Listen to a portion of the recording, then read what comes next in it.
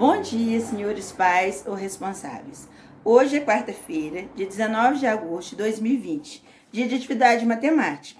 Nessa semana, nós trabalharemos geometria, que é uma parte da matemática. E dentro da geometria, nós falaremos sobre as figuras geométricas espaciais. Estudaremos duas delas, o prisma de base triangular e a pirâmide de base quadrangular.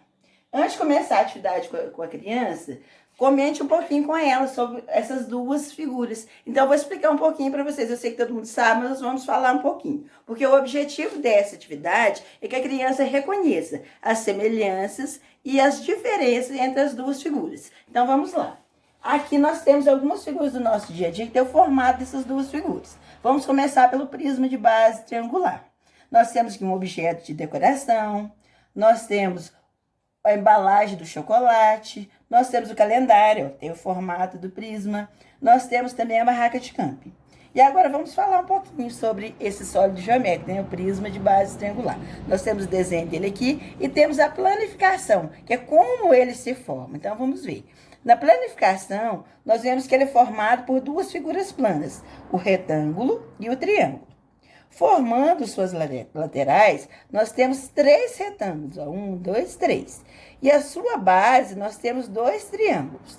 Sendo assim, o prisma de base triangular é formado por 5 lados. 1, 2, 3, 4, 5. Agora, nós vamos para as pirâmides de base quadrangular.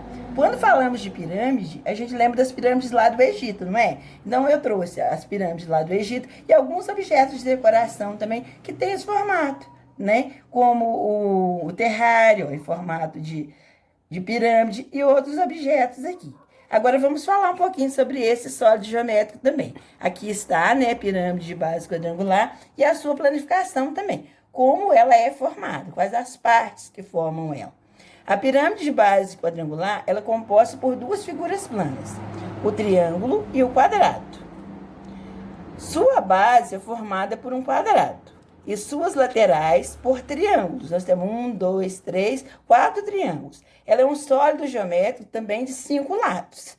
Então, qualquer dúvida tiverem aí nas atividades, vocês podem entrar em contato comigo. Nas atividades, na 1, é para a criança observar bem as figuras geométricas e, se puder, completá-las. E depois listar as semelhanças que ela observou entre as duas figuras. Na atividade 2, é para completar a tabela com as diferenças que ela observou entre as duas figuras. O que é que elas têm de diferente? Então, elas vão completar. Um abraço a todos.